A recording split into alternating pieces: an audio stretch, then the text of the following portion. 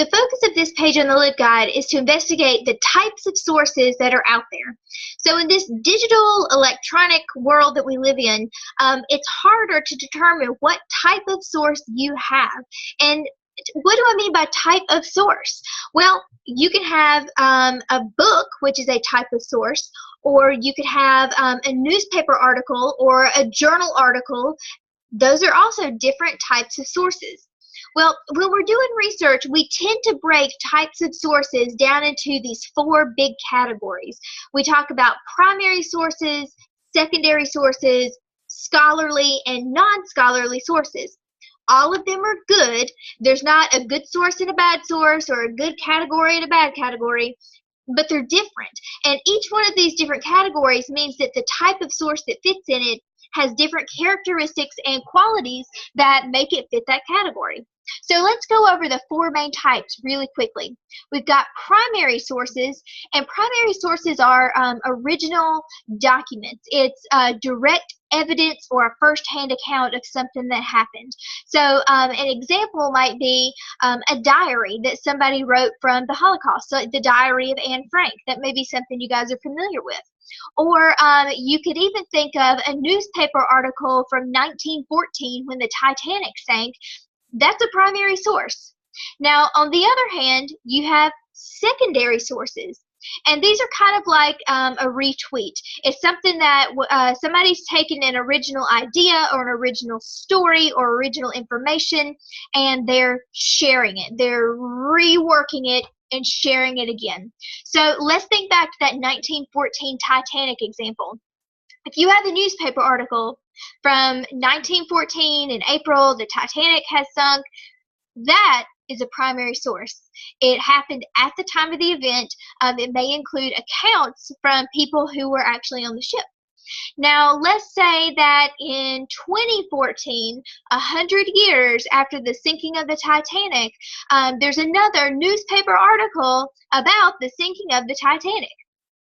That same newspaper article, the 2014 one, is a secondary source because it's looking back at that original information and resharing the story. So it can be complicated. So another component of this are scholarly and non-scholarly sources. And this is where students really get tripped up a lot. Scholarly sources are an academic analysis of an event or a person or an idea. It's researched, it's focused, it uses complex language to write about a topic. On the other hand, you've got non-scholarly, and these are, it's an informal analysis of the same event or person or an idea. It's written for a wide audience. It's written for interest or to share information, and it's written in a more informal way. So what I have below, over here on the right-hand side, there's an infographic I'd like for you to read through that goes into scholarly versus non-scholarly, and it gives you some clues about the different characteristics so you can see why they're different. Also, there's a box down here called Source Type Examples.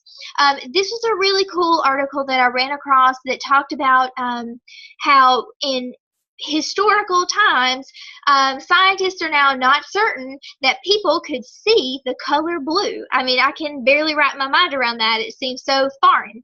But I found several different sources, and in parentheses, I put what type of source it was, if it was scholarly or non-scholarly, primary or secondary. So that way you can look at actual articles that fit those categories and see some examples of what it looks like. All right, now back to the activity. What do I want you guys to do this week? So the activity instructions is, I want you to think about the source that you found in your pre-research with Credo reference or Gale virtual reference. And then I want you to analyze that source and decide whether or not it's primary, secondary, scholarly, or non-scholarly. And explain to me why you categorized it the way you did. On our Google Doc, there's a box in column D where you can put how you've labeled it and then why you've labeled it what you did. All right, if you have any questions, you can email me. I will make sure that my contact information is on the front page of the LibGuide, and I will catch up with you soon.